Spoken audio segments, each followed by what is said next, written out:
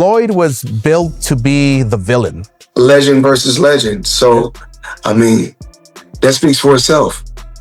It's like having a loyal girlfriend and ditching her for a hot one-night stand who ghosts you. You're left with nothing, and you go home with a hairy palm.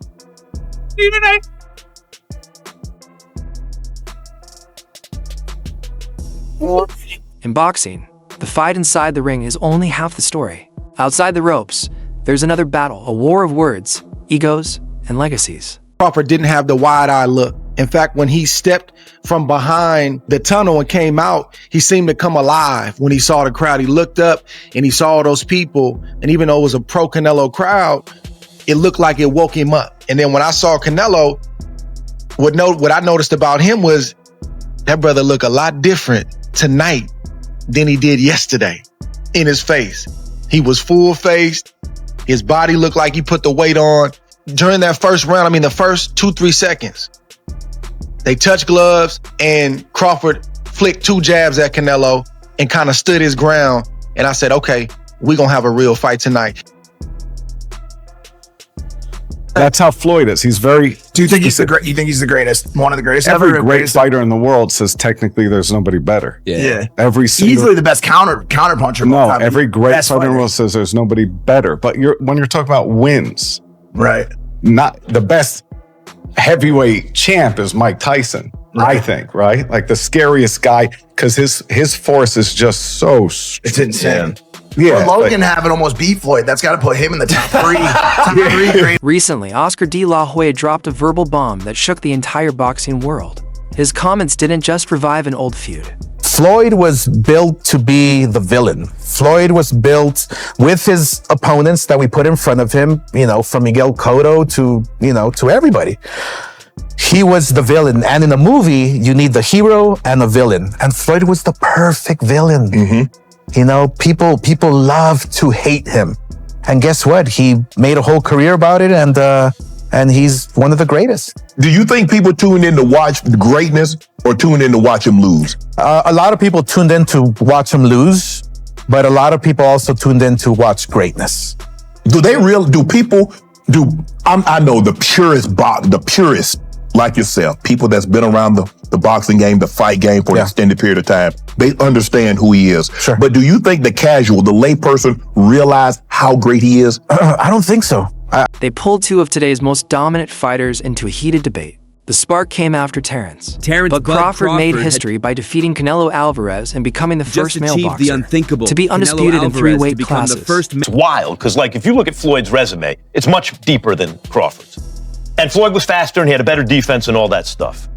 But Floyd picked and chose when he fought guys, especially once he left lightweight.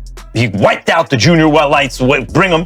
Lightweight, he jumps up to Jose Luis Castillo first thing. A lot of people think he lost the first fight, I didn't, but then he won the rematch.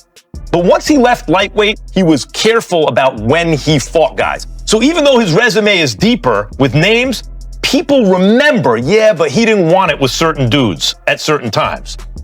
Crawford, we all witnessed, even though the resume is thin in certain ways, he wanted it with everyone the whole time. That makes a difference to... It was the biggest win of Crawford's career, cementing him as an all-time great. But after the fight, it was actually Canelo, the defeated star, who made the boldest statement of the night. Just one sentence from him set the boxing world on fire, forcing everyone to choose sides. Who would have won, Crawford or Mayweather, prime for prime?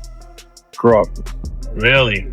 Why? Just because Crawford is a unique kind of fighter that other fighters haven't seen. And the ability that he has to switch, fighters aren't used to that. They don't train for that. And, I just think Crawford is a very, very unique talent. Having fought Mayweather himself, De La Hoya's opinion carried weight, and he used it to crush Canelo's claim. And he used in a viral it to shut down Canelo's claim. He dismissed the idea that Crawford could ever compare to Floyd Mayweather. I have to disagree, because Floyd Mayweather toyed with Canelo. Like, he literally toyed with him. He didn't get hit at all. Not one time. And Crawford, yeah, he's more of a fighter, boxer. Mayweather's more of a boxer. But I have to disagree. I think Mayweather is much more superior than Crawford. Not just because he beat me and it was a close fight, whatever, and or that I stepped in the ring with Mayweather, but I really feel that technically Mayweather's a better fighter, De La Hoya said, pointing back to 2013 in when an Floyd interview that schooled a quickly young went Canelo. viral. Floyd toyed with him. He didn't get touched once. Technically. Okay, well, we're gonna know in the least amount of fights. I didn't have to have 70 fights, or 150 fights, 300 fights. Did I not beat the most world champions? Yes, you did. Okay. And in the least amount of fights? Yes, you did. Who got the highest gate? Floyd Mayweather. Who made the most money? You did. Who was the most accurate fighter of all time? You were. So it's basically saying that the greatest of all time. Mayweather is on another level, way superior to Crawford. Prime Floyd Mayweather De La Hoya's dismantled praise a for young Floyd Canelo. comes with history. Back in 2007, the proof he fought was Mayweather undeniable. himself in a mega He fight that explained, broke pay-per-view records. Though Floyd won a split decision, De La Hoya gave him one of the toughest fights of his career. So now, when he calls Mayweather the GOAT, is it pure honesty, or a way to boost his own legacy by reminding the world how close he came? So it turns out I'm not the only one who thinks Canelo is an arrogant piece of shit.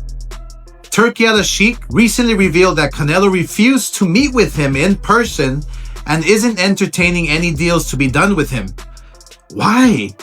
Because he's outpriced himself so much that the Saudis don't even want to deal with him.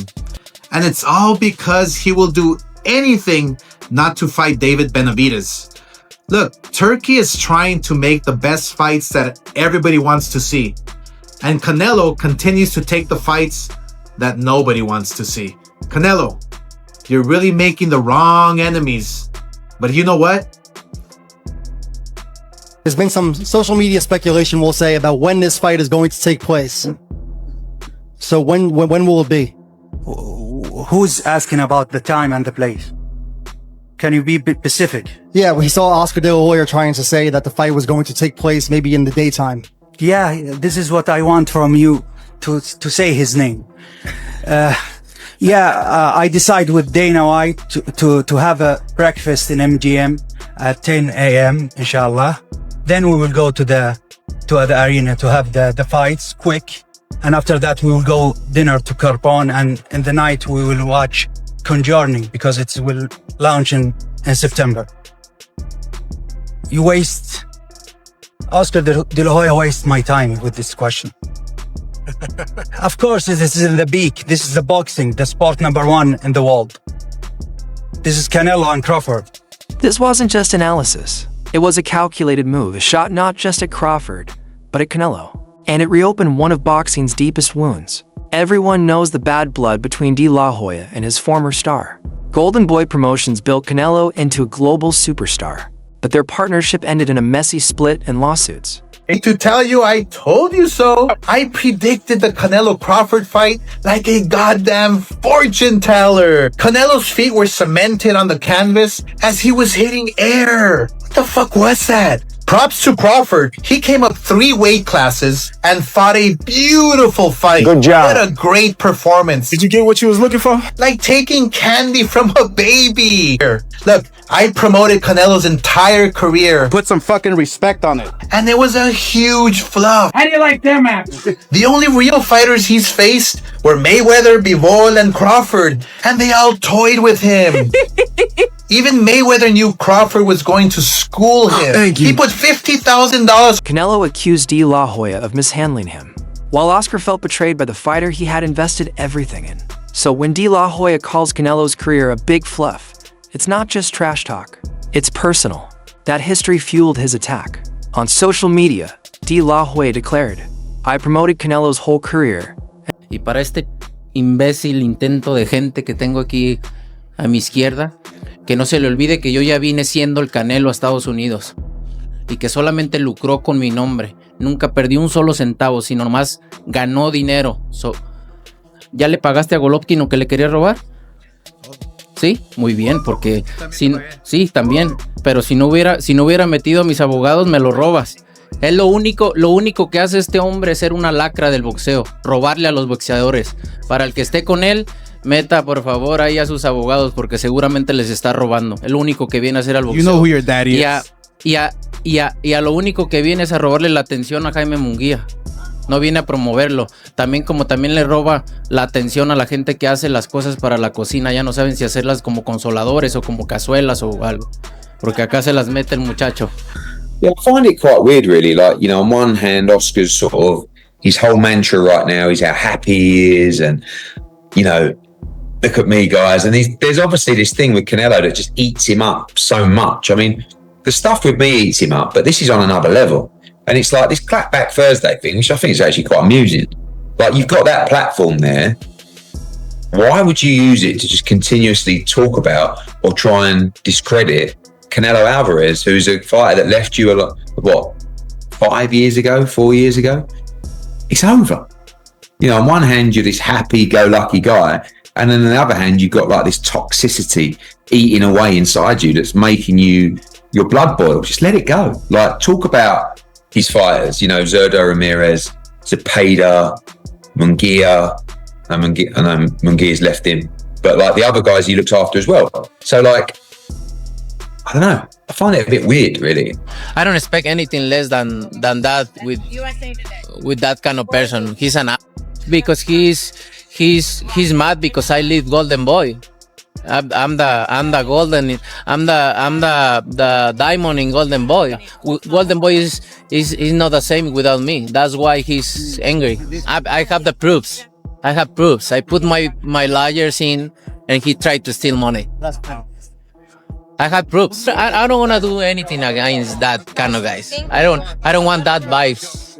I don't really give a shit about Oscar. But if he says something here in my territory, I need to say something, right?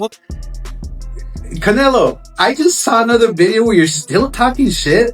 All you say is fuck him, fuck that. Oh, he stole from me. Well, obviously, aside from defaming me, why do you look inside your own circle?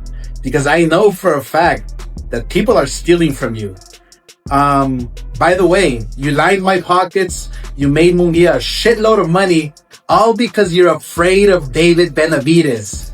Fuck you. And it was all fluff. The only real fighters he faced were Mayweather, Bivol, and Crawford, and they all toyed with him. It was his I told you so moment, celebrating Canelo's defeat in public. But De La Hoya didn't stop there. He turned his fire on UFC President Dana White, accusing him of caring more about money than fighters. He even claimed Dana showed up late to Crawford versus Canelo and was busy streaming a UFC card on his phone during the undercard. The rant ended with a shocking sign-off aimed at both of his rivals, Dana, Canelo, F***Q*,